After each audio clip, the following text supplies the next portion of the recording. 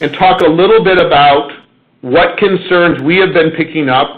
But really, when we look at what has raised and heightened the concerns, particularly within the intelligence and security communities here in Washington, D.C., there are issues about university funding relationships, and the one that's gotten a lot of attention is the fact that many of our universities and faculty have been funded from Huawei, which has caught a lot of attention here recently when it was added to the commerce control entities list.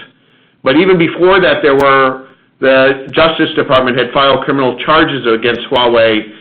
I think some universities had started to shy away or had questions about taking Huawei money, and with those two actions, I think most universities now have stopped accepting funding going forward with Huawei, although there may be a few that have not. Many have agreed that they're going to continue to fund projects that Huawei was funding until those agreements run out.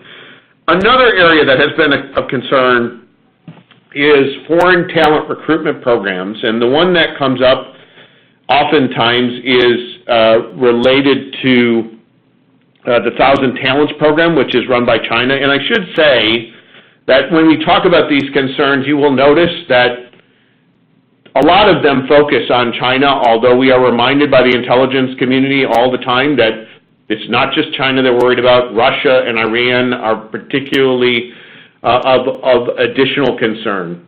But when we talk about talent recruitment programs, the major ones that the concern is about are those run and affiliated with the Chinese government. This program was started several years ago as a mechanism for China it's not just one program, by the way, it's several, was started as a way that the Chinese government saw to attract talent back to China, and with a focus on getting people to actually move back there. In recent years, they've adjusted that and had people and faculty come over just for the summer to present information.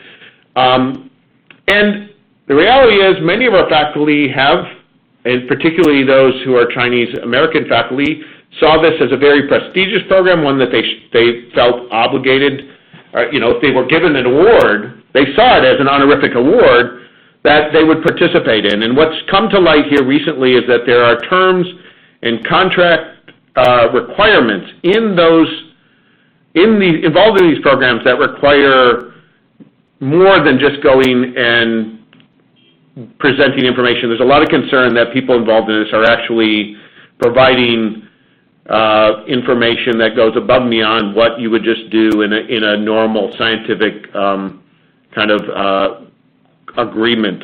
So there's been it's gotten a lot of attention. It's been concern of congressional members in terms of this, and you've seen in some of the discussions around NIH that they are concerned about faculty who are participating in these programs.